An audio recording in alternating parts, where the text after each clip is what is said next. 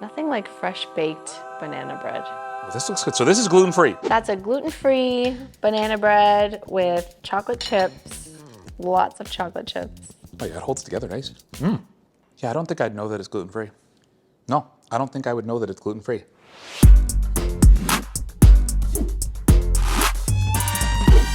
We're baking in the kitchen today. Yes, it's a gluten-free banana bread. And you found this recipe because we always have bananas in our house, because my late night snack is bananas and peanut butter. And then the rest of this stuff is generally stuff that you would have already in your kitchen, right? The only thing we went out and actually picked up was the flour. And so we're using Bob's Red Mill again. This is their all-purpose baking flour. It just really holds up during baking, all types. It's pretty easy banana bread, right? It's really easy. You don't need any equipment, special tools. Just a giant fork. Okay, let's make it.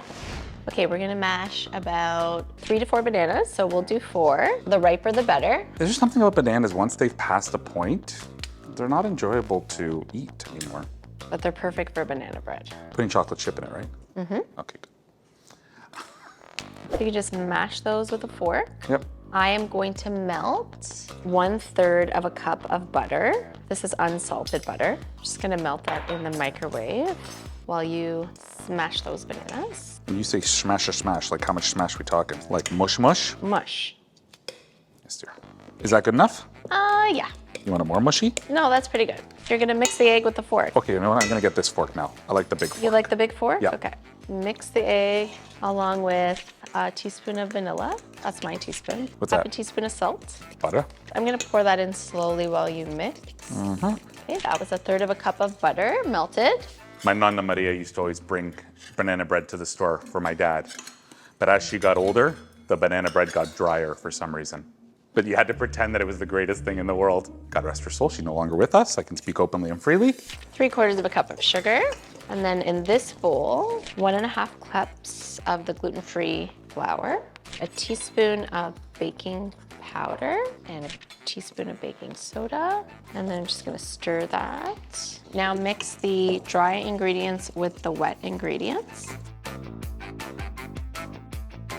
And some chocolate chips, Is that enough? however much you like.